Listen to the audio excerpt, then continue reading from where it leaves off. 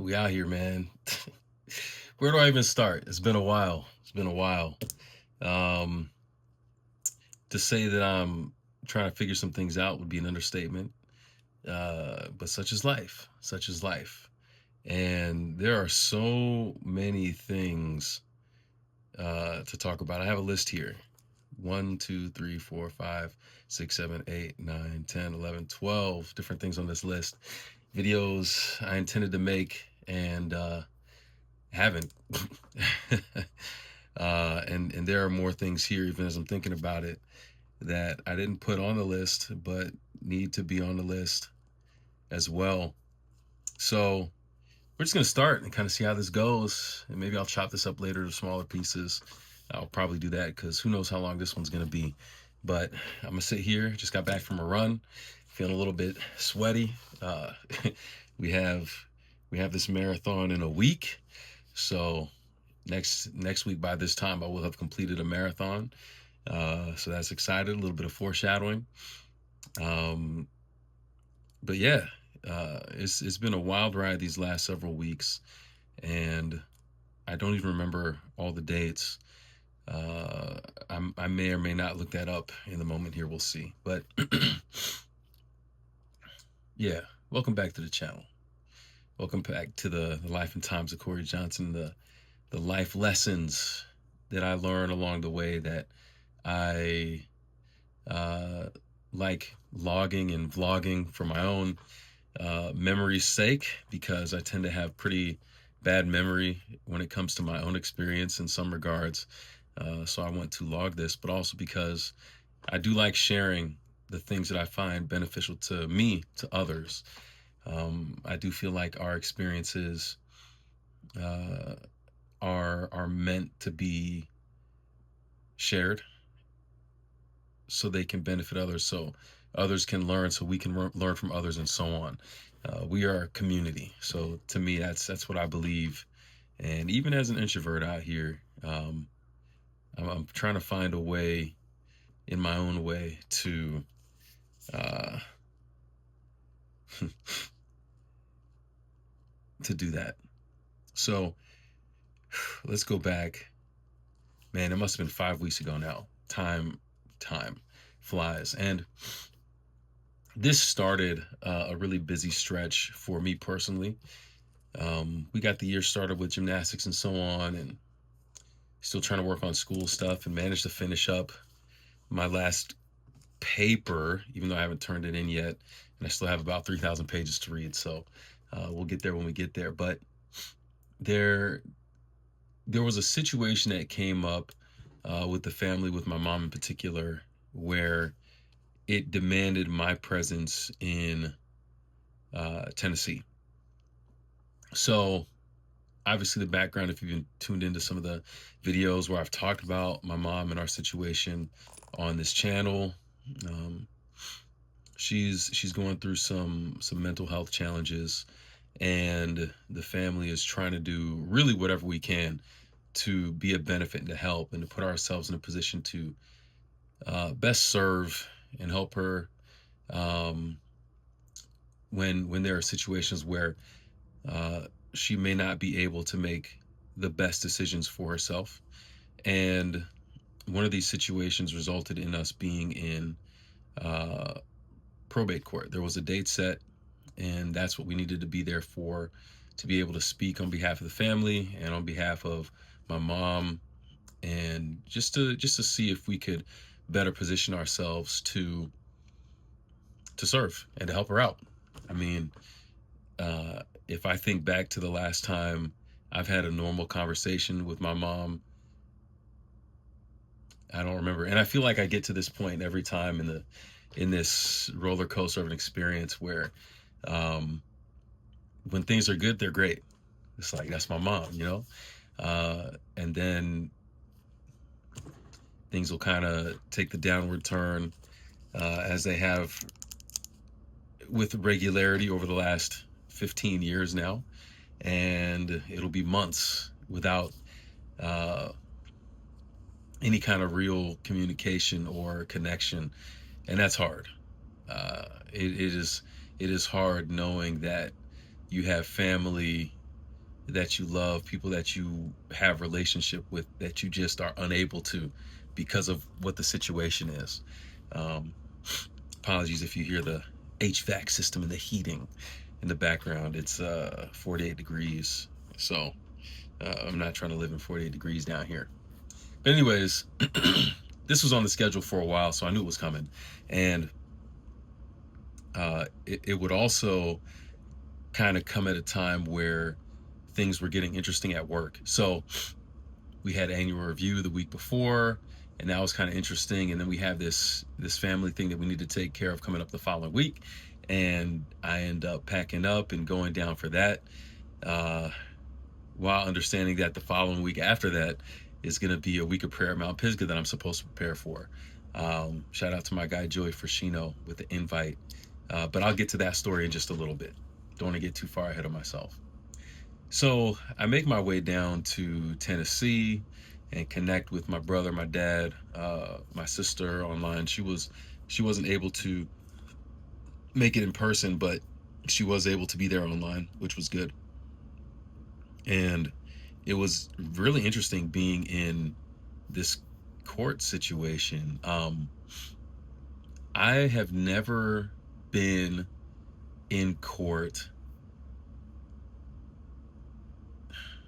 How do I say this?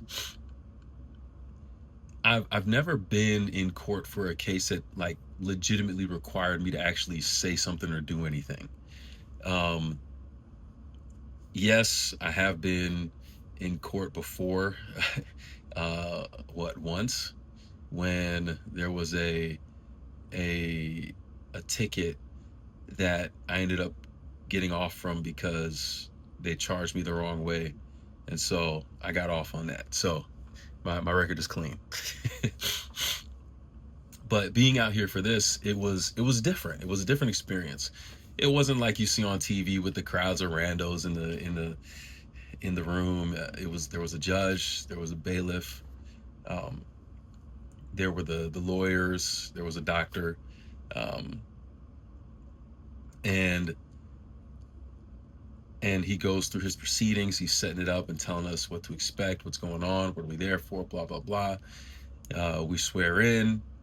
My dad didn't want to swear in, so he affirmed, and the judge picked up on that, which was kind of funny. But we do all of that, and then we begin to proceed through the documents and the details. And I won't go through all of that, but the one thing that really stood out to me from this situation and being there in that courtroom was actually from the judge.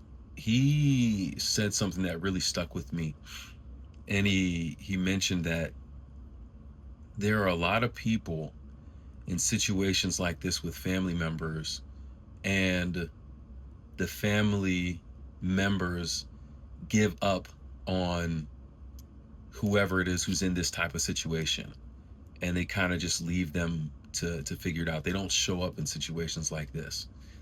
And he actually got pretty emotional while he was telling us that, and he thanked us for showing up and being there for my mom in this situation. And it was like it felt good to hear that on one hand, but on the other hand, it was like a almost a reality check of, man, yeah, I'm grateful that we were able to be there and show up for my mom in that case. But it's hard to, when you can't actually connect with someone and see that what you're doing or trying to do is having a positive impact on them. It's very difficult to feel like you're actually showing up for them, if you know what I mean. So yeah, it was great to hear that. It was an affirmation that, we're doing the right thing and we're showing up. But again, when you can't connect with somebody, it's hard to feel like you're actually showing up and making a difference for them. But he encouraged us in that. In short, well, not in short, we were there for 2 hours. two hours going back and forth, just, lawyers, this, and my dad's testimony, my brother's testimony. I spoke up a little bit. My sister said a little bit. The doctor had notes and recapping through all the different instances and events of the timeline as we're establishing all of that. And we were able to, the case was presented in such a way that we were able to be better positioned to help my mom, which is good. It was a great outcome, and the doctor was on board with that. The lawyers on both sides were on board with that. And it, while it does present a new set of challenges within the win, so to speak, because like we're better positioned, but since we've been fighting this battle from a position of a deficit, it's now new discovery. We're very comfortable with the process of fighting for my mom from the deficit, from the low ground, right? And now that the situation has changed, it's like, well, we have these tools and we have a little bit more say, but we don't know how to use that in an ethical way that still respects everybody who's involved, um, while balancing that out with trying to do the best we can for my mom and everyone else in the situation.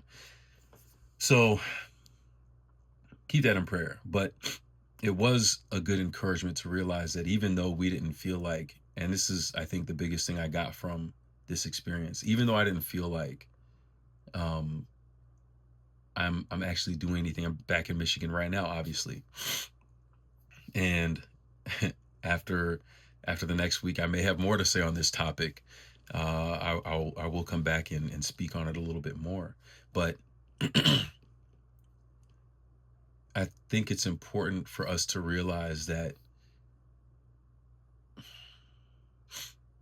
we all go through things in life where there are people that we care about, that we want to support, we want to be there for, and we're trying our best to do the things that we feel is in their best interest, and there's no response. There's no positive. We're not getting anything from the experience that makes us feel like we're making a difference. But I want to encourage those of you who may be in a situation like that, that you might be making more of a difference than you think. And other people out there, it may be people as influential as a judge, it may not be, but there are people out there who see the things that you're doing and they see the efforts you're making, and the way that you live in those moments, whether you feel like you are getting the outcome that you want or not, it matters. And somebody sees that and it's important. So I want to encourage you to keep on going. There's that age old debate. What's more important, the journey or the destination? Well, I argue that they're both important, but I think that the journey is a little bit more important, because the destination tends to end up being about what you do and what you've done. And the journey, while it is comprised of things that you do, I think the way that you go about the journey, who are you becoming as you journey, as you step forward, as you progress towards this goal or that goal, whether you reach it or not, I think that's more important. And the way that you live and your being in those moments, that's what can tell a great story for the people around you, regardless of the outcome. So I want to encourage you with that. Now, going from that, I think I went down on a Tuesday. The court meeting was on a Wednesday. So I had a day. Thursday, I took off work. Friday, I took off work. And it was nice to actually kind of have a day off, because I haven't taken many days off at all recently. Um, Trying to make ends meet and do whatever I can. It's not easy. But going into that weekend was nice because we were able to get together and play some songs for church. Check out that live stream. It's on the channel here somewhere. But essentially, Saturday night, I prepped for a run, and crazy pizza story. Two for the price of one. I'll take it. Mellow mushroom. Thank you. Went on a 17-mile run the Sunday morning. Felt great. It was amazing. And then I headed over to North Carolina to Mount Pisgah Academy. Now, this opportunity, very unique, because it was supposed to happen a year ago. And during the time period where the week of prayer was slated to occur is when North Carolina got hit by this wild hurricane that messed up a lot of things over there. School ended up getting canceled for them last year during that time. So we ended up getting put off for a year. And it's really, God knows what he's doing. Like he puts certain things in your path at certain times for a reason. And I'm saying that because the theme was the climb, this idea of the spiritual climb, and I was able to mirror that with my life climb. Um, but the X factor was if I would have, it's amazing. If I would have given, if it wasn't for the hurricane, if there was no hurricane, if I would have gone a year ago to do this week of prayer, it would have been completely different from a contextual standpoint because my journey wasn't even complete yet. And I could have started back then from last summer, but in the early stages of doing this, I wasn't even of planning this. I wasn't even sure if I was going into the Navy, much less having already received the appointment and going through all the paperwork and doing all that stuff to know for sure that I was in. But that's where I was a year ago. Like it was the end of last summer where I clicked on this ad to sign up and decide to go all in with it, but I didn't know where it was going or what was going to happen. So that it would have taken on a purely different uh perspective and presentation across the board. But this week of prayer this year ended up being scheduled at such a time. Excuse me. And here's the other thing, the timing, right? Um, right after, man, what am I trying to say? So the timing of this week of prayer ended up being a particular week where the next Monday I was going to be commissioned into the Navy, like officially.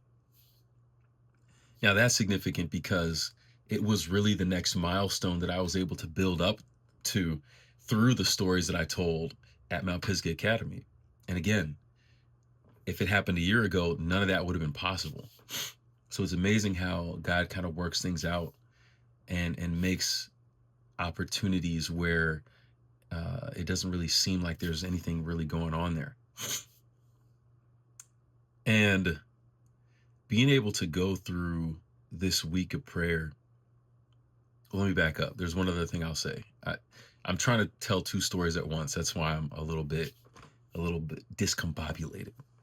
But the only reason that the Navy commissioning ceremony got pushed to the week after uh, the week of prayer at Mount Pisgah Academy is because of the family things that we had to deal with, the court situation that I mentioned before, and my dad wanting to be present at the Navy commission ceremony.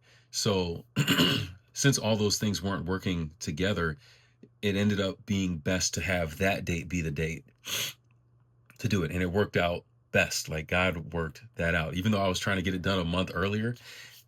And you know, we're currently in the midst of a government shutdown. If this is going to have to play itself out because I actually don't know where it's going to go, but I'm sitting here telling you about God's timing, and into my mind flashes, wait a second, like contextually, there's some things happening here that weren't happening at the time I was originally slated to have this commission ceremony. That tells me that if I was able to have the commission ceremony when I wanted to, which would have been almost back in September, it's November 1st today. The government wouldn't have been shut down, so I probably would have already had my stuff set up to go to Indianapolis. Probably would have already been able to get scheduled for officer school. Those two things are being held up right now because this government shutdown due to the date that I actually got commissioned. And again, I'm getting ahead of myself, but it's crazy. I got commissioned on a Monday. The government shutdown happened the Friday before. So I don't know how all that's going to play out, but I'm clocking it here. So when I come back and talk about it, we'll know. I don't know what the reason that God has for these things happening in this order at this time, but I believe that there's something that's going to come out of it. Uh, if not something I needed to learn before going into those things, or if it's something that has to do with the timing of those things that God prefers for me, I don't know what it is, but I'm looking forward to finding out. That's for sure. Okay. Having said that, we'll get back to the Navy ceremony, the commission ceremony. So this week of prayer, you know, it, procrastination, right? My buddy Joey Frashino, we were missionaries together in Palau, and it was really cool to be able to connect with him down here. We got to connect with another guy who was a missionary with us out there back in 2015, Giancarlo. We had some lunch and caught up on a lot of stuff. Shout out to y'all, man. That was a lot of fun. But going into this week of prayer, this theme of the climb, and now knowing, because of where my story was really headed in real time, kind of the direction I wanted to take this thing, there's the preparation for it. And something really interesting happened in my preparation for the week of prayer as the week went on.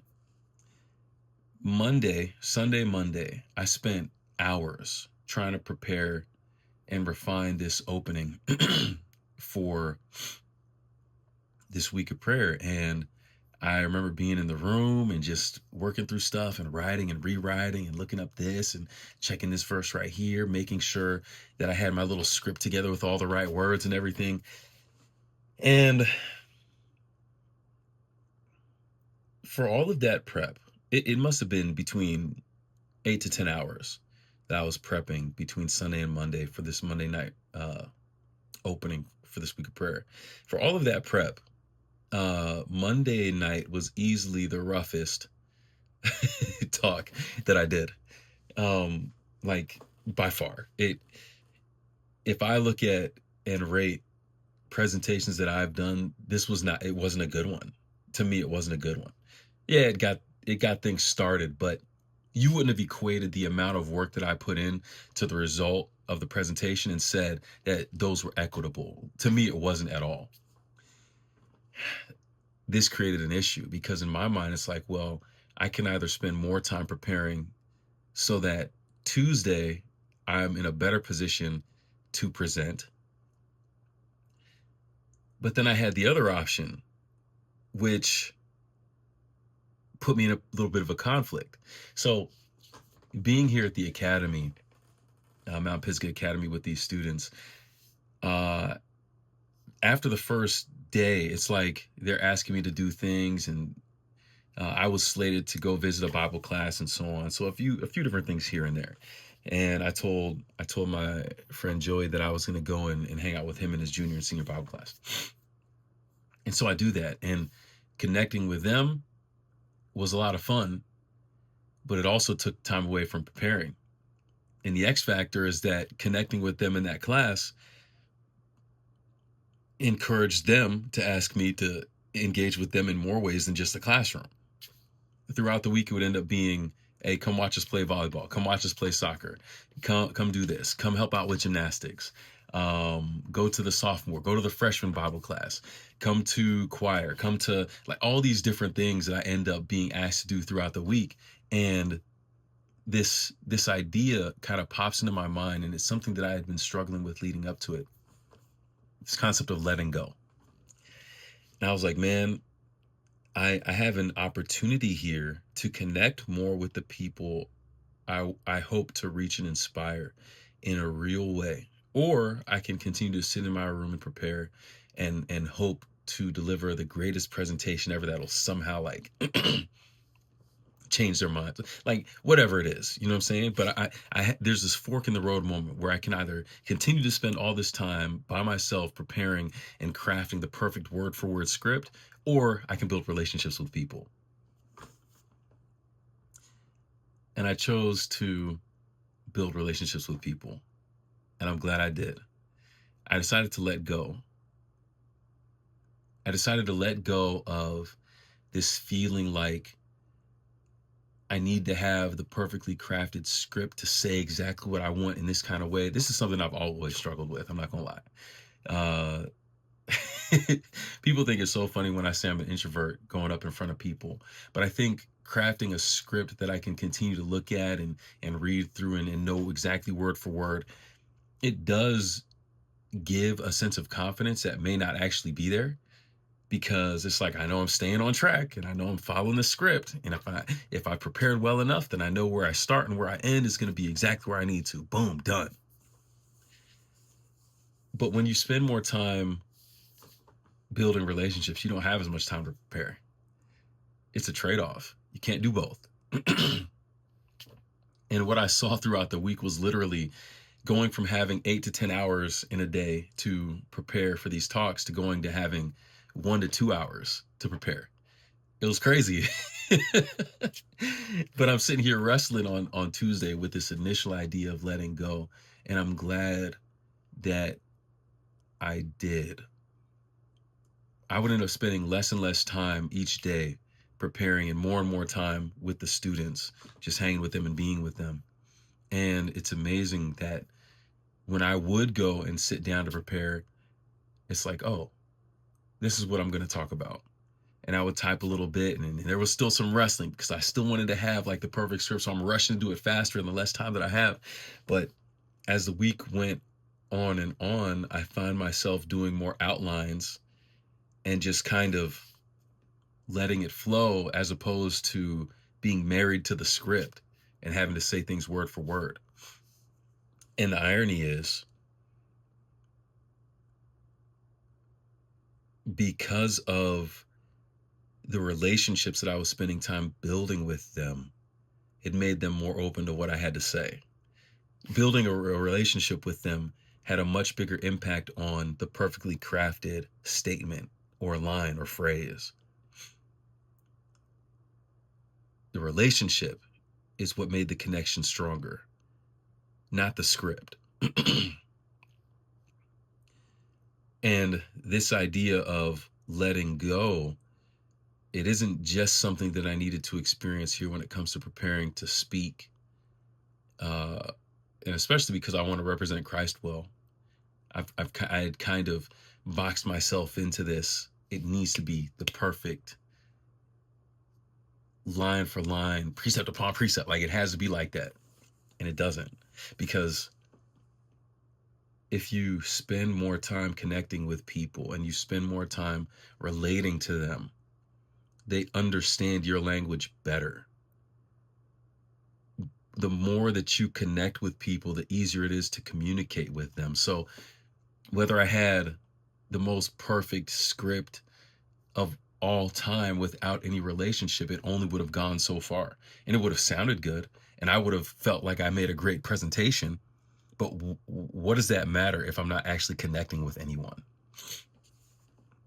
So it was cool. It was cool to go down through that week and to spend hours every day, all the way through Saturday. It's like, hey, do this. Hey, come do this. Hey, come do this. Go on this hike. Help out with this. I wasn't even supposed to preach on Sabbath, but I had kind of planned to, but it was a senior Sabbath, and they actually had a senior who was scheduled to preach, and his family came in from out of town because he was supposed to preach, but the seniors, and I guess him included, voted for me to preach, so I was able to share instead. And it's just like all of this feeling of I have to control this narrative and put it out there in this perfect way. Suddenly it didn't matter anymore. And here's the funny thing, man. I recorded, and you can see on my channel, I recorded the Vesper services. Because again, I like to record these things and kind of look back and remember. It's like a journal or diary for me. And you can see the progression in the talks as the week goes on and the stories that are told. And what you won't see is the sermon on Sabbath, which ironically was the most fun to present and the smoothest, but also the freest. And it's like, I wish I had that on video to see that, but it's almost like one of those things where guys like, nah, your memory card, I got a 512 gigabyte memory card. There's no reason that thing should have been full. But it's like, nah, this is gonna be something that you remember because it's about letting go, not holding on, but letting go. So I am gonna keep that in mind. And I am gonna keep coming back to, man, like, it was crazy getting down to that Friday night because I literally didn't have time for anything. And then I had responsibilities for Genesis Meets Genesis back at home the same weekend. I had someone I'm working with that I needed to prepare the lesson study for. So I took time to do that. I took time to prepare for Sabbath school because I was supposed to be like a one-man panel for that. And then also the sermon. And it's crazy because the three of these things, which each of them is really their own lesson plan, to be honest, I finished all three of these things by 1 o'clock and went to sleep and had a great night. I was letting go. I was letting go. It was amazing. God is good. And I'll continue to talk back on this idea of letting go through some of the rest of these stories, right? Man, even so much so after church was done, like I could have left, but they asked me to go have lunch. So I went and had lunch with the kids. And then it was like, oh, well, we have this hike that we're going on afterwards. Um, and it was really cool because Joey had told me that being in this particular area of North Carolina, there was a very specific hike that I should go and check out. And that's where the kids were going. But crazy enough, we got there and it was like the busiest people had ever seen it. Like, I'm talking cars parked all up and down both sides of the road. You had to go down like a mile to get to the actual parking lot for the trail. That joint was full. It was jam packed. And I actually got there first. I was in my own car and found a place to park, but the buses showed up afterwards and there was nowhere for them to park. So I went with them to go to a different hike. Um, which was fun. We ended up in the water, man. It was freezing. I got some pictures. I'll throw those up on Instagram. Check me out. Ngoriakla at no Ngoriakla underscore CJ. Ngoriakla underscore CJ on Instagram. You could see it there. I'll post those pictures at some point. But it was a cool experience hanging out with the kids on this nature hike. It was amazing. And then eventually we hike back to the buses and they leave. And I said, you know what? I'm already out here. I might as well go up and check out this hike that I was supposed to. And I did. And it was amazing. I grew up in Virginia. So the Appalachians, the Blue Ridge, Parkway and all of that, I'm quite familiar with that. And I'd forgotten, I can't remember the last time, one, that I've been in Virginia, two, that I've been in the mountains in Virginia. And I love that. That's one of the reasons why I really struggle being here. Because I don't like, Appalachians are baby mountains, but they're still mountains. And I love the mountains. So being able to go out there and check that out, and I had a moment, it's just like, man, there's something about being able to connect with God and nature that I'm always going to appreciate, to respect, to love. And I can't get enough of that, whether it's in the mountains of North Carolina, Virginia, whether it's the mountains out in Denver, which I'll talk about a little bit later, whether it's Palau and the ocean out there, whatever it is, man, there's just something about nature that I connect with God in a different way. And I love it. And I felt some of that there. Letting go. Letting go. So finally, after all that, I come back from the hike and there was like a church school picnic thing that was going on. So I showed up there and then the kids were like, hey, do gymnastics with us. So we're doing gymnastics and some of the people from the church didn't know who I was. And I was wearing like a hoodie. So I wouldn't have been recognizable based on how I had dressed during the presentations throughout the week. And some of the people were like, who is this guy like doing gymnastics and tossing these kids in the air? It's like, oh, that's the chaplain. But it's like all of that stuff was possible. I didn't end up leaving until mad late that night. And it's like I was supposed to leave so much earlier, but it was just hard to go because of the connections that I had fortunately spent the time building with these students and young people through the week. It was amazing. They wanted me to come back to help with more gymnastics, which I hope to. I will see them at Acrofest next week, so that's pretty cool. And maybe the biggest thing that this reminded me of, but also put me in a little bit of conflict about. Two things can be true. Being at Mount Pisgah Academy really reminded me of what it was like to be in Palau. To be in a place where, yeah, I'm there for this one thing. I'm the chaplain, I'm the speaker, I'm the week of prayer guy, but really realizing, no, let go of that and spend more time connecting with the people.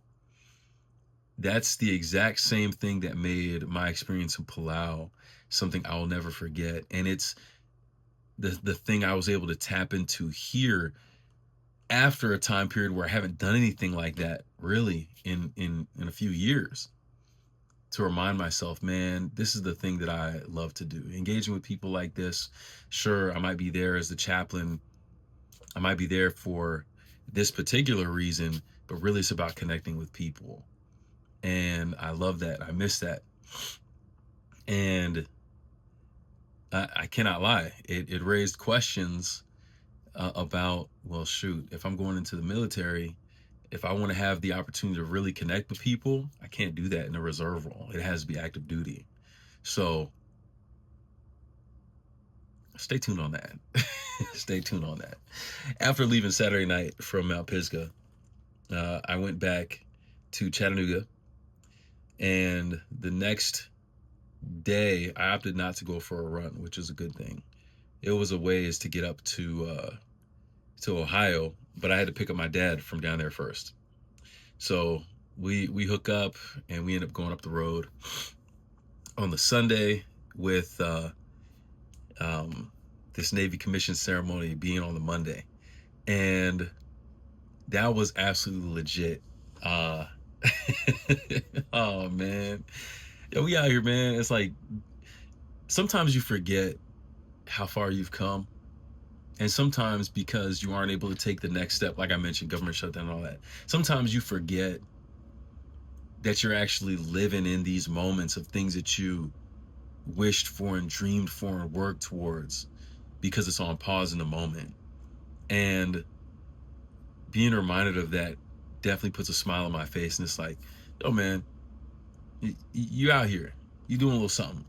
Don't trip on that. Don't forget that. And be encouraged by that. And I am. But the reason that this thing was so special, I got one of my earliest childhood friends, Demetrius Robinson. That's my guy. Grew up together from like being 6, 7 years old in Virginia. He's been in the military for a while. He's actually overseas on his own deployment right now. And because he is a major, get it right, because he's a major in the military, he was able to administer the oath of office for me. And it's wild because between me and my brother and him and his brother, I'm the oldest one, but in the military sense, he's the oldest. Respect and credit where credit is due, my man. Yes, sir. So it was really cool having him be able to step into that role to do that for me. We went to this really cool spot out on Lake Erie. I had no idea it even existed out there. The Perry Victory Monument and Memorial. Victory and Peace, I think. Victory and Peace Monument Memorial. Really beautiful spot out there. 350 some feet tall this thing is. And because of the government shutdown, we couldn't do it how we wanted to. Since that little island in that particular location is part of the National Park Service, government employees, we weren't able to go up in the top of the tower to do the commission ceremony. But we were able to do it on the side. Like I said, you could check out that live there. We did have a few technical difficulties, sadly, but hey man, we got it done. It was awesome. His parents lived in Ohio, so they were able to come through and see him. They hadn't seen him in a while, so it was cool for them to connect like that. My dad being there too. We did the first salute, and he won't see this. This is kind of funny, but man, I had a time getting all of my uniform for the ceremony. And then one of the last things that I found out about was for this first salute, you're supposed to do a um the silver dollar. Like it's like you're paying it forward in a sense. It's You're paying for the first salute, and then every other one you'll earn after that. Uh, so what I ended up doing, because I actually didn't have enough money at the time, but I needed one, and I needed more time to do research to get the right one. I got a he doesn't know this, but again, I might have to wait to post this video so he sees it. But I got him one of these, which is, that's it, the silver dollar, right? Except it's a replica. It's a replica. This is the real one, which came in later. And so this is the one. I don't know if you can see the difference. This one's a little bit more glossy, and that one's a little bit more like matte. Yeah, so there's a difference. But like I said, because I wasn't sure, I had to order parts of my uniform and get it sent to my brother in Tennessee. And then when I went down there, I was able to pick them up and keep it pushing and take them with me to Mount Pisgah Academy. But when I was there, I realized I still didn't have everything I needed. I didn't have the coin. So I had to order not only the coin, but all the pins for the hat and for the uniform. So I had to send those to Joey's house there on campus to be able to pick up. And I didn't want to take a shot of buying like the expensive coin and it not showing up on time either in North Carolina or trying to catch up with my brother. I didn't want to take that shot. So I ordered this one and sent it to North Carolina, and I ordered this one and sent it here. So I could give to my dad a little bit later. And I'll talk about this a little bit later, but all that to say, the real was coming. And I'm gonna have fun. I'm gonna have a little bit of fun presenting that one. There's a really good opportunity to do it coming up next week, so I'll talk about that. But yeah, being able to step into that moment, being in the uniform, seeing kind of the pictures of it on the back end, it's like, yo, man, we out here. Like, we really out here. I think back on things in my life, places I've been, things I've done, and opportunities that have been given. And a lot of the opportunities have been given in a real sense. Whether it was somebody that I knew who put me in this position, somebody that I knew who hired me over here, somebody that I knew who hired me over there. Um, you hear the phrase, and I joke about it with people all the time. It's not what you know, but it's who you know. Well, if you get caught up in that cycle enough, you can tend to feel a little bit more apprehensive and scared when you're venturing out into the waters of a space where you don't know anyone and where there may not be any kind of pull. The Navy for me was that space. I viewed it as the dream, the one thing that I wanted to do, military chaplaincy that combined all of the passions, being able to work with young people, being able to live with them and relate to them in ways other than just on the spiritual level, to connect holistically with people, to be able to share and serve and do life with people while reflecting Jesus in a positive way. It was all those things, but I didn't have an end. And it was really a God thing for one, but it's like, man, to be able to look and say, God is the one who put all these pieces in place in my life to be able to accomplish this thing. And it wasn't something that it wasn't something that I needed somebody else to achieve or to accomplish. It was me and God, and more God than me. That's how I view it. But there is something really satisfying of that, because now it's like, man, it can be very validating for your experience and your personal journey with God, because it's like, man, he did that for me. And again, I'm not talking about my entire story, but that very line about it being something with me and God, and being able to see the result of my journey with God. I didn't believe that that was real when I was younger. That's the reason why I had such an issue with Christianity and Adventism, and why I kind of went away from it and really struggled with church and spiritual things. I never believed growing up that God cared about me. I didn't think that my experience mattered.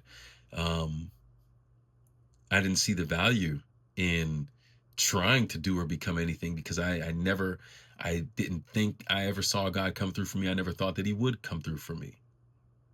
So to be here this many years later, and to be able to so clearly see that God was able to do this, and it wasn't like, I can't look at any other human being and say, well, because of them I got this opportunity, because of this person, that, like, there is none of that here in this scenario. It's like God used the things in my life and my experiences to bring me here, and it was him, and him alone, who did that. Sure, I put in some work, and I try to do what I could, but it was me putting in work and doing what I could and not seeing results before that made me doubt God. So again, to be here in this situation now where I put in work and be able to trust in God and see God come through for me, like, that's big time. That's big time.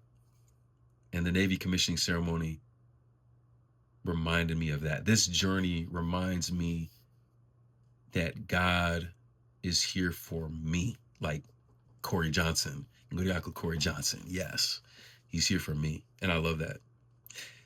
So that was a 2-week span, those three situations, and then it's back to Michigan. But shortly after getting back to Michigan now, there's, I guess it would be the following week, we have this this work conference that's going to be out in Denver. And this is another one of those things that ended up getting conjoined with another trip, right? And there was so many things. I had my original ticket just to go to Denver and come back to Michigan. Okay, cool. But I knew that on the schedule there was supposed to be a tour for gymnastics on the East Coast out of Massachusetts. So I'm like, what's going on with this? Is this happening or not?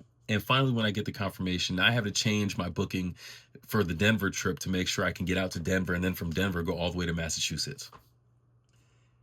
Man, what a hassle. And how much money? Like, I think it cost $500 for the ticket round trip for Denver. To make the switch to get to Massachusetts added like another 150. But the X factor was all of that juggling around, and I realized that my departure time was a day late. So now I have to go back and change to leave on Sunday instead of the Monday, because the meetings actually started on Monday. That was a $600 change. But we got it done, right? And because I knew that I was going to be meeting the gymnastics team on the back end in Massachusetts, I packed my bag. I had all my stuff ready to go. On my way to meet up with my guy Donnie, to go up to Grand Rapids to fly out to Denver. I dropped off my bag in the gym, packed, ready to go. Had my sleeping bag, my pillow, all my dress clothes, all my shoes, my dress shoes, all my dress clothes, all that stuff, performance stuff ready to go. And it's there. Snapped a picture, told the coaches, hey man, my bag is here. See y'all next week. Good times rolling. I'm ready. You can probably already tell because I'm telling you that something's going to happen. But before that, I want to talk about Denver. Like I said, I love the mountains, and being out in Boulder, Colorado was, again, it's like this spiritual experience, just being able to be in nature like that, to see those mountains, to be around that. And the place where we stayed, Boulder, is like right at the base of some beautiful mountains. And we got in super late, we had like we had multiple delays getting into Denver, which put us like 2, maybe 3 hours behind schedule. So mad late Monday night, Monday morning, we get in. There was a hike scheduled that I wanted to go on initially that was going to be in the morning, and there was another hike that was slated in the afternoon. And because we got in so late Sunday night, Monday morning, I didn't go on the hike Monday morning, and I opted to go back and take a nap in the afternoon. So I missed out. Two strikes. But my third opportunity, I said, you know what? I was training for a marathon, so I was able to get a couple runs in while I was out in Denver in the altitude, which was nice. It was different, but it was nice. And the hotel where we were staying was like a mile from the base of the mountains, which happened to be the same trail that they'd gone on the Tuesday. This was Thursday. So I said, you know what? This has to be done. Like I'm going out here. And I ran up there. It was, man, there's something about these dang mountains. And I love it. I ran up there, ran into a couple guys from the conference, one of my coworkers from the office, and we talked a little bit and explored a little bit, took a few pictures, and eventually they went and I stayed up there because there's just something, man. I feel closer to God. I don't have to be doing anything if I'm out there. I can just sit and be. And in doing that, I just feel closer to God. I love that. And if I could sit on a mountain all day, I would do that. it, you know, and it's shoot, I know it's biblical because they talk about the high places uh in the Bible as places of worship. And that's where a lot of the heathens did their things, building altars on the highest mountains. It was like that in Petra. On one of the highest mountains, you have this altar. The high places of the earth, you hear that text in Isaiah. And even in, oh man, what was I going to say? With the flames. Elijah with the flames. That was on a mountain where they did all that stuff. So yeah, you have all of these different, it's biblical. There's something about being in that high place that connects you to God in a different way. I don't know what it is. I don't know if it's a physics thing. I don't know if it's a natural super. I don't know what it is, but it's true. It exists. And I feel that every time that I'm out there and up there. And being able to be out there and experience that and to feel that, it was needed. It was needed. I think the peace and the idea of letting go that I had explored and been leaning more into throughout this trip set me up very well for what was going to happen next. Oh man. So Thursday night, it's time to roll out. I have my stuff packed up, get my Uber, go to the airport, fly out. Okay, cool. I know that in a few short hours, actually no, probably around the same time I left, the gymnastics team left. Because that was like a 16, 17-hour drive. They were on the bus driving. But I ended up getting to the airport in Springfield, Connecticut. And there's a little mix up, and I ended up having to pay for my ride. Ended up being 2 Ubers I had to chain together to get to the school where the performance was. The original idea was that I would get to the airport early enough for the team to pick me up, but the airport was actually a little bit out of the way. So it wouldn't have worked. The team would not have made it on time for the show if they had come to get me. So we were trying to figure out an alternative way to get me to the school to meet up with the team. But the problem actually wasn't any of that. You do what you got to do, and I was able to get to the school. The problem was that when I land, oh my goodness, when I land in Connecticut at the airport there, I'm starting to get the texts flowing in from the coaches again, and I guess they were unpacking at the school or something like that, and somebody realized, oh, we forgot your bag. Come on, man. Hey man, you gotta let go. Gotta let go, right? I'm sitting here telling you about how I had everything scripted out. And this is the thing I was talking about with Mount Pisgah, right? Being so worried about scripting things out perfectly.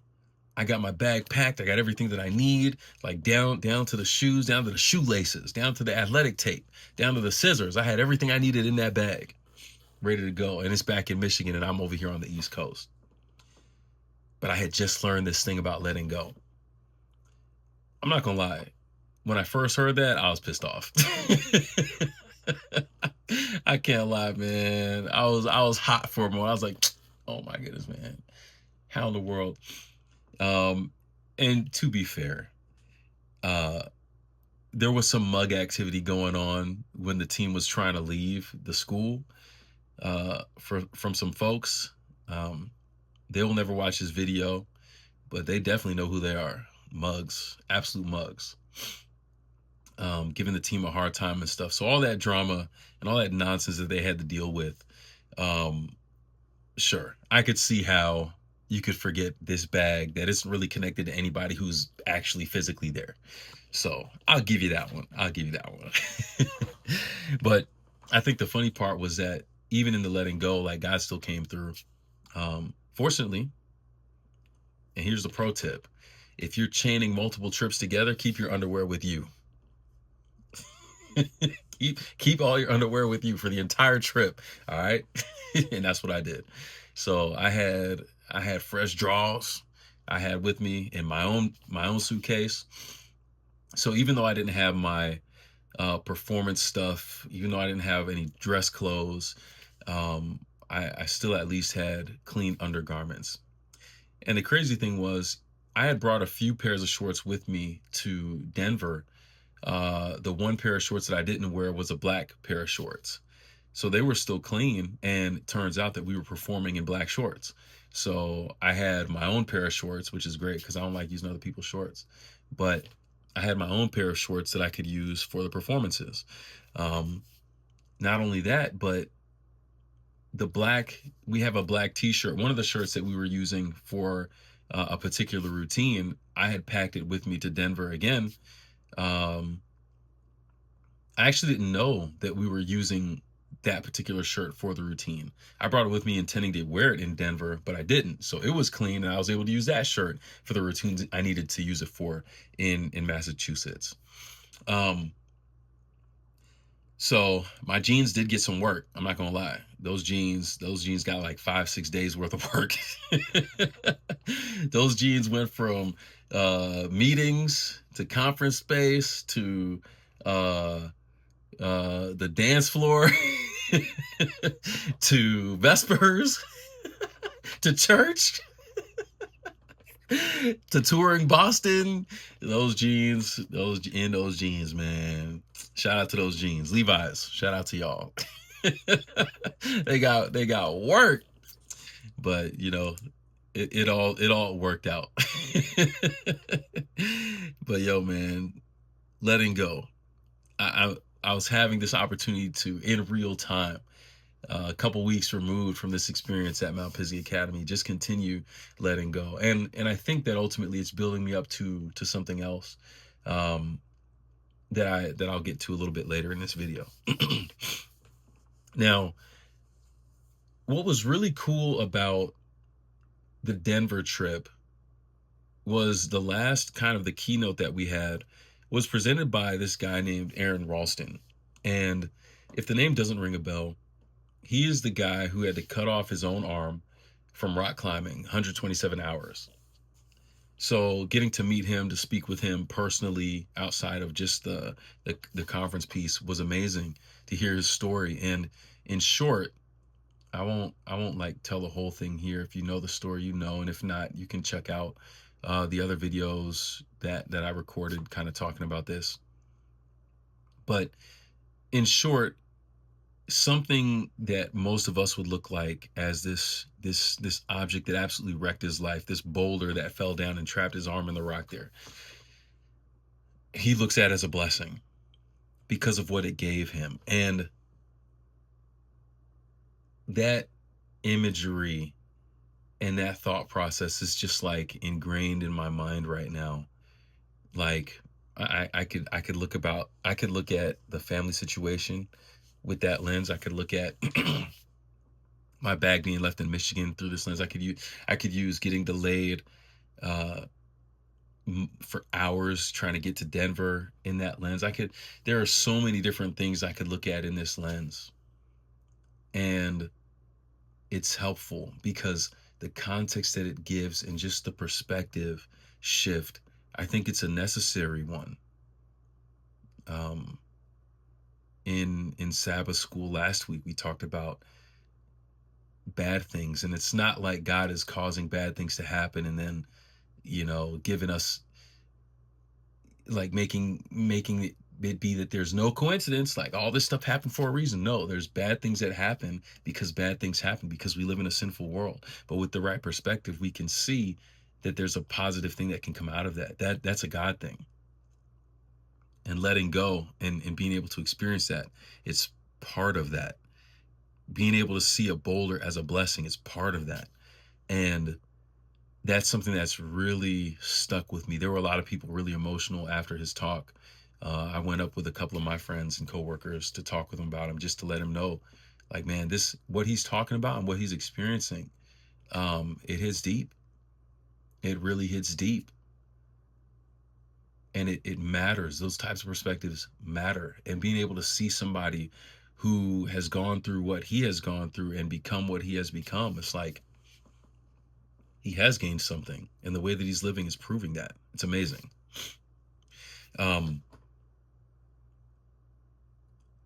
When I spoke at the Vespers in my jeans in Massachusetts at the school, I shared a little bit about that. And Coach asked me maybe a day or two before to do the Vespers. And in my, I'd always said that if there's opportunities for me to speak and present, I'm not going to say no. But more often than not, even when those opportunities come, I tend to, all right, let me get my script. As opposed to letting go and letting God kind of deal with the flow of that, right? And so I didn't do that this time. And I said, you know what? I want to share about Aaron's experience. So I talked about that, and I talked about the Gymnics theme of endure, and was able to connect those things together and talk about how our stories fit into that with some of the stuff from Genesis Meets Genesis, talking about God's grand purpose for our lives. Let there be light, you know what I'm saying? Our stories matter. Your stories matter. And it was, I felt something during that presentation where it's like, I'm connecting with people while speaking now. And it's funny to say that. I'm not going to say that that's never happened before, but in that moment, when I was speaking based off of literally two or three, shoot, I got them here, don't I?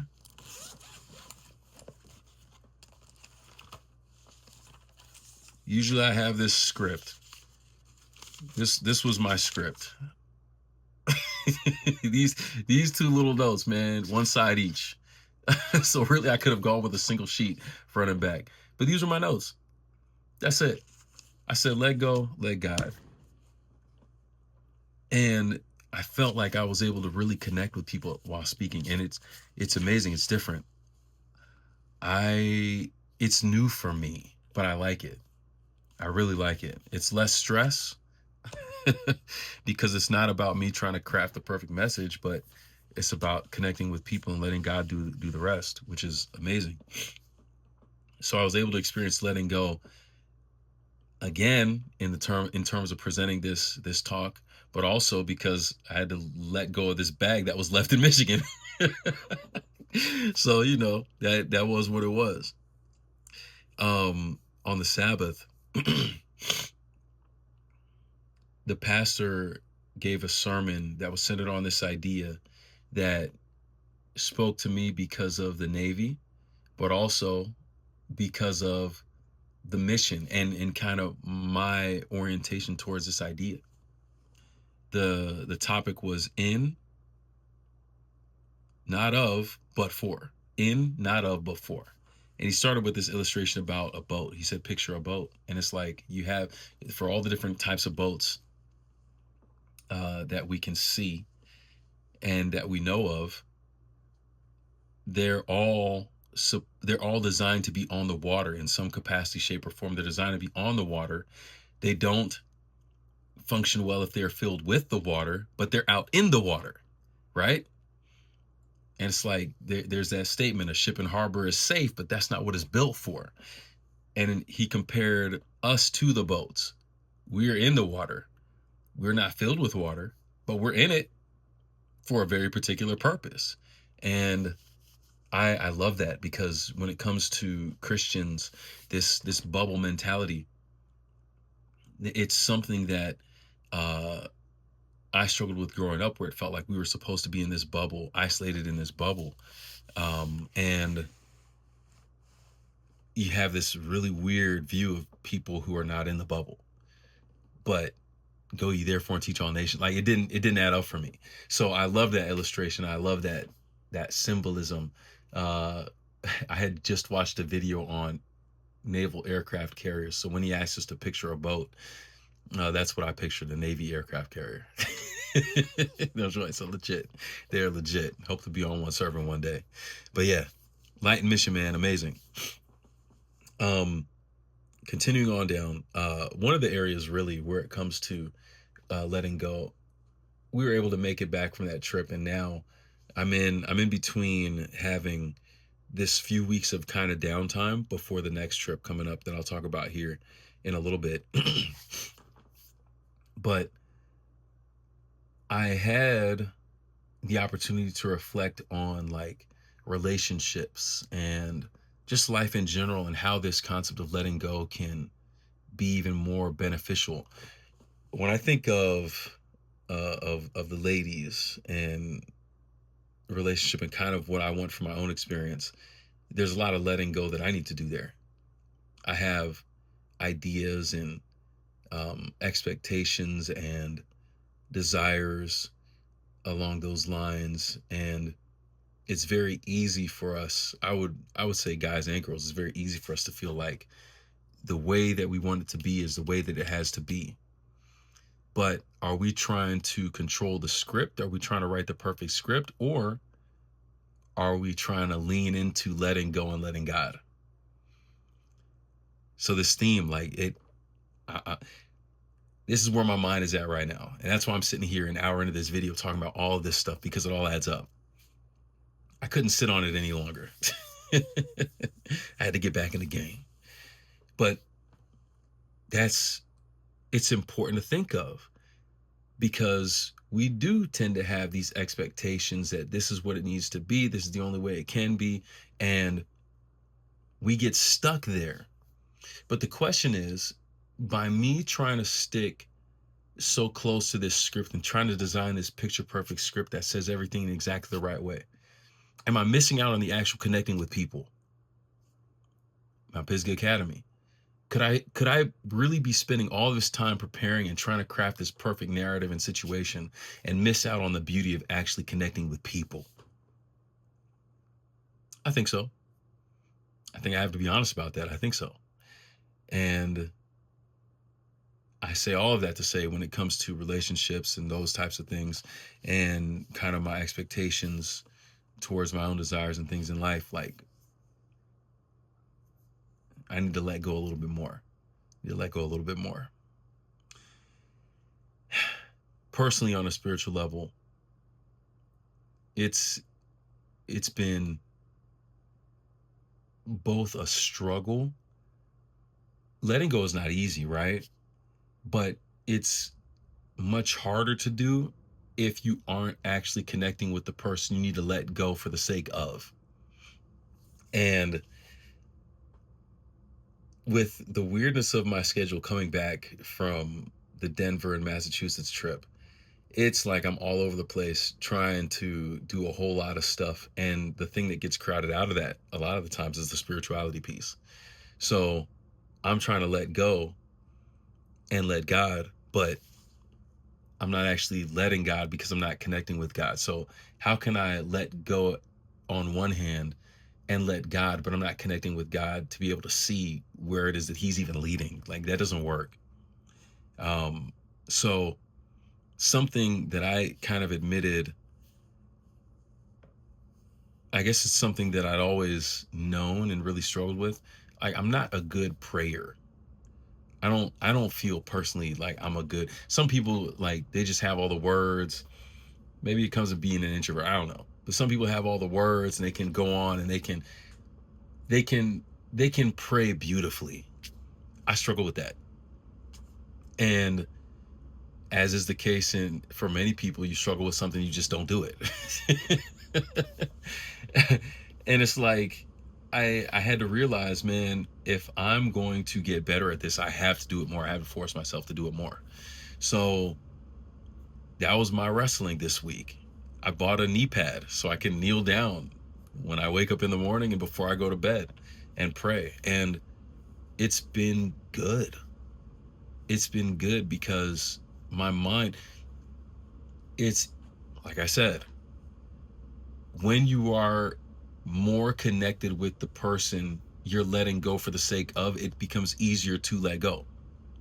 It is hard to let go if you're not connected with that person, if there's no trust established there. Why would you want to let go? I don't know what this person gonna do. I don't know what they're gonna do for me. I don't know them. So I'm gonna hold on and I'm gonna do this thing by myself. And we don't let go because there's no trust. You have to establish trust. You have to establish relationship to be willing to let go. Those two things have to happen. Like, they happen in conjunction. So being able to experience that and see it in real time and to see how my mind is changing towards certain thoughts and certain perspectives, it's been really enjoyable. It's been good. It's been good. Uh, Also, as a part of letting go, being more open and social. I told you I'm an introvert. I'm gonna keep saying that, and y'all probably will keep on not believing me because it's like, how is this dude talking for an hour and a half? But it's true. But anyways, uh, I had been staying late to get my workouts in after gymnastics practice, and one of the guys, one of my friends on the team, Eric, shout out to Eric, he found out that there was Ringfest, Bell Choir. Ringfest happens in Toledo every year. For the last 25 years, this was their 25th year anniversary of the event. And he asked me if I wanted to go. Now, there's been a lot of random things that people have asked me to do. And 9 times out of 10, you could ask Marcus and the guys from school. I don't know, dog. And usually when I say that, it's not that I don't know, it's that I do know, and that the answer is no. So it's like, and I don't know, it's like, if I'm not in control of the things that I do, I tend to not want to do them. And this could have been one of those things. But I said, you know what? I want to go. I'm open to going. And I'm glad that I went. It was last night. We went out right after work, left, was tired, was feeling like, oh man, could have just slept. But it was great being out with him, and a couple other team members went as well. We met up with a couple other team members who were down over there too. It was great. And what was really cool about that experience, not only for the social aspect, it was great, but the songs that they played there hit a lot of real good notes, no pun intended. One of the songs was Capriccio, and this was the song that my school played in 2003, the first year that I was at Ringfest, which was dope. It was amazing to hear that brought back and to hear the story of it again. And it's just like, I got all the chills. And if there was a bell choir here, man, I would play again. But it's like hearing that song, 2003 was 22 years ago. That's crazy. But I guarantee you, you set me up on some bells and I could still play Capriccio. I could play it today. I know I could do that. We memorized it to play it back then in 2003. I know I still got it. That song was my jam. It's a powerful song, and to be able to hear it, it brought me back. It brought me back to that. They had pictures. I posted this one on my Instagram too. Go check it out. Um, they had pictures of all the years going back to the first one in 2001, and I found the pictures of me in 2003 as a junior in high school. Me and my 4'10" self. The proof is in the pudding. The pictures are there. It's crazy. It's crazy. Oh man, what a time. But it was one of those things where if I was trying to craft my own narrative and didn't let go, I wouldn't have been able to experience that and relive that. And to be able to connect with the people there, I saw a number of people that I actually knew. It was awesome. It was amazing to be able to do that. A good experience all around. And, speaking of gymnastics, I didn't expect to, but one of the nights this week, I got asked by one of the captains to do a worship. And again, letting go. Letting go. And I was able to share something for that worship as well. And a couple notes, and just go with it. Just go with it. It doesn't have to be the perfectly scripted or crafted thing, but I felt in that moment that I was able to, again, connect with the team in a different way than I'd been able to before. And it was awesome to do that. And not only that, but Eric, I mentioned before, he came up to me later in the practice and talked about how he had some really cool thoughts. I need to get on him about. He said, I told him to share his thoughts. They were really building on the worship idea that I gave and taking it to the next level. I told him to put it in the Discord for the team. I'm going to remind him to do that tonight when I finish recording this thing. But again, letting go and leaving space for God to do his thing instead of trying to, it's hard for us to let go. I understand that. Even when it comes to recording a video like this, where I don't normally do this, I don't think I've ever sat down and talked about several different events and stories all at once. Like, give me a 15-minute video and I'll keep it pushing. But it's like letting go. I don't have the perfect script. This is my phone I'm recording on. Like, I'm not using any mics or anything like that. There's no perfect setup. There's no super lighting. Like, I'm just sitting here talking to this thing with my little notes here of the different stories and events over the last several weeks. But letting go. Last week was Genesis Meets Genesis, and being able to share and build on that lesson. I'm down to the last couple things I'm going to talk about in this video. But these two things are important. They're important. Now I'm going to see if I can order a pizza. But in Genesis Meets Genesis, we're actually looking at Genesis. And we're down to verse, was it 7 or 8? I think 8. And God called the firmament heaven, so the evening and the morning were the second day. And I'm going to have to break down this thing in a lot more detail later. But the principle that we talked about here had to do with, I'll say this first. The principle that we were talking about here had to do with God separating something, God forming something, transforming it, and then naming it. He identifies it. And because he identifies it, it has purpose. And this is something that he's doing repeatedly. The second day, the second cycle, like, God doesn't just name things in our lives once and then that's it. He reminds us of the things that he said about us. And are we opting in? That might be the new phrase of the day, because I used that last week and I used it a lot today. But this idea of, are we opting in to what God is saying about us repeatedly? That way we can be reminded and assured of that thing. Are we doing that? Genesis 1 verse 8 comes after these first 7 verses, obviously, but the things that we've learned, this blueprint of what God's plan is for us and how he wants to let there be light in the world because of our stories, we have to opt into God's formation and transformation and his identification in our lives on a daily basis, over and over and over again, on the first day, the second day, the third day, so on.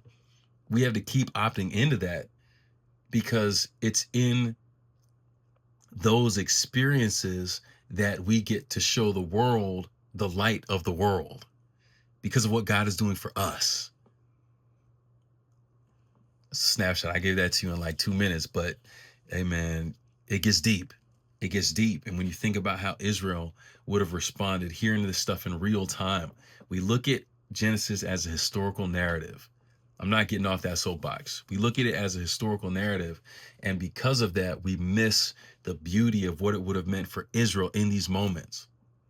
How they're comparing this in real time to their experience being in the wilderness, transitioning to the promised land, having come from slavery in Egypt, how they relate to God and gods and all of this stuff out there, the miracles that they're experiencing on a day-to-day basis, manna, rocks giving water, all this kind of stuff. It's crazy. But repeatedly, God is putting things out there to remind us of something, that our experiences matter, and that if we opt in day by day, we can see God forming us, we can see God transforming us, we can see God identifying us for his purpose. And I love that. And you know, I'll say it again, by opting into what God has for us, it often means letting go of what we think we have for ourselves and our perfect picture of what we think is supposed to be for ourselves. So that brings us to today. And the last thing I'll talk about, I found out that the week that I had Genesis Meets Genesis and was talking about Genesis, that Home Church also met and they talked about Genesis.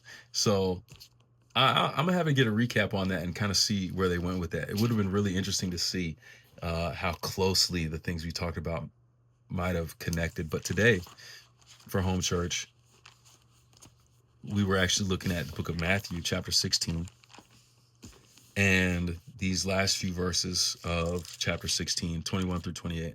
I'll read through them real quick and I'll break it down real quick, and then we'll call this video a wrap. But there's two sections here. The first one is Jesus predicts his death and resurrection. Verse 21, from that time, Jesus began to show to his disciples that he must go to Jerusalem and suffer many things from the elders and the chief priests and the scribes and be killed and be raised the third day. 22, then Peter took him aside and began to rebuke him, saying, far be it from you, Lord, that this shall not happen to you. This shall not happen to you. 23, but he turned and said to Peter, get behind me, Satan. You are an offense to me, for you are not mindful of the things of God, but the things of men. Next section, called Take Up the Cross and Follow Him. Verse 24, then Jesus said to his disciples, if anyone desires to come after me, let him deny himself and take up his cross and follow me. For whoever desires to save his life will lose it, but whoever loses his life for my sake will find it. For what profit is it to a man if he gains the whole world and loses his own soul? Or what will a man give in exchange for his soul? For the Son of Man will come in the glory of his Father with his angels, and then he will reward each according to his works. Assuredly, I say to you, there are some standing here who shall not taste death till they see the Son of Man coming in his kingdom. And we basically had a couple questions we looked at with this. What's God saying to us? What are the insights that we're seeing here? And again, there were a lot of really cool things. It was 7 of us that were there today, and a lot of really cool insights as we went back and forth. But this first section, we spent the first part in the first few verses here. And I want to break down kind of just a couple points from it. Jesus, one of the versions said that Jesus very clearly started breaking down what was going to happen. And even here it says he showed his disciples what was going to happen. He showed them the first step. He showed them the next thing. He showed them the next thing, from death to resurrection. He showed them the entire blueprint. He was telling him exactly what was going to happen. And this was in a negative context, sure. But Jesus was still telling him exactly what was going to happen. But yeah, Peter over here like, nah, man, that ain't going to happen to you. Nah. Jesus is telling him, all right, track with me now. Jesus is telling him exactly what's going to happen. He's being clear about it. He's letting the disciples know this is what's going to happen. And Peter's like, nah. This is not going to happen to you. How many times has God laid something out for us so plainly, so clearly, told us exactly what it is we need to do, told us exactly who it is we need to be. And we're like, nah, that's not what it is. Nah. how how often do we do that? Where we're getting exactly what we need. We're getting the truth. He's laying it out there for us, plainly to see. He's being clear about it. And we're like, nah, that's not what's gonna happen. How many bullets might we dodge? How much drama might we avoid if we actually took him at the face value of what he's telling us and what he's sharing with us? It's a crazy thought to think, right? But it's so bad that it warrants this rebuke in verse 23. Jesus turns to Peter and said, "Get behind me, Satan. You are an offense to me, for you are not mindful of the things of God, but the things of men." In other words, Peter, because he has his own ideas and expectations and desires for who Jesus is and what he can be, he's not letting go of that to take a hold of what Jesus is trying to tell him he really is. That's what we do. We hold on to these things, these expectations, these desires, these things that we want, these expectations that we have, these visions and ideas that shape how we want everything to be, and we're missing out on what's right in front of us. You are an offense to me. You are an obstacle to me. And we become the obstacle to ourselves because of holding on to something so hard, right? It's like that story with the monkey and the banana in the jar, and he can't get his hand out with his fist balled up. The only way to get it out is to let go. And we get frustrated because we can't get our hands out of the jar and we can't do the next thing or take the next step. But it's because we don't want to let go. Peter didn't want to let go of his expectations. He didn't want to let go of his desires and his ideas of what should be. He didn't want to let go of his perspective of reality. So even when Jesus is telling him the actual truth and what's literally going to happen, we know this from scripture. Jesus is like, nah, man, that's not going to happen. But we do the same thing. We do the same thing. So it's like, come on, man. Like, it's right there. This idea of letting go yet again. And it's crazy because when we refuse to let go in situations like this, we don't get to see Jesus for who he really is. We don't get to see God for what he's really trying to do for us. So because I can't let go of that perspective and that mentality and that idea, I'm sitting here thinking that God is not doing anything for me when really he is, and he's just trying to help me to see it. But I can't see it because I got my fist balled up, blocking my eyes, where if I would let go, then I'd be able to see. You're not mindful of the things of God, but the things of men. He's holding on to the things of men, the ideas of men. That's why he can't understand the things of God. The second section builds on this, right? So there's this idea of denying yourself. Deny yourself, take up the cross, and follow me. Why? Because if you really want to follow Jesus, you have to denying yourself is the same thing as letting go. That's what that is. Stop holding on to your expectations and your ideas and your perceptions and your dreams and stuff, and let go so I can give you something better. Let go so you can see me for who I really am. That's what Jesus is trying to say. You can't do that. If we are holding on to our things, there's no room in these balled up fists to carry the cross. You have to let go. Now that I've let go, I have room in my hands to carry the cross and to live the life that Jesus wants. Now I have the capacity and the ability to follow God where he wants me to go. It says, for whoever desires to save his life will lose it. Again, desiring to save my life is me holding on. And because I hold on so tight, I end up losing. But when I let go, whoever loses his life for my sake will find it. It sounds so ironic, but it makes so much sense. When we let go, We're putting ourselves in position to receive the thing that God wants to give us. We've given up our expectation. We've given up our desire. We've given up our ideas. We've given up our dreams. And now God can fill us with his dreams and his ideas and his desires, his life. I can't have that if I refuse to let go. But once I let go, now my hands are open and available to receive that thing. That's the beauty of it.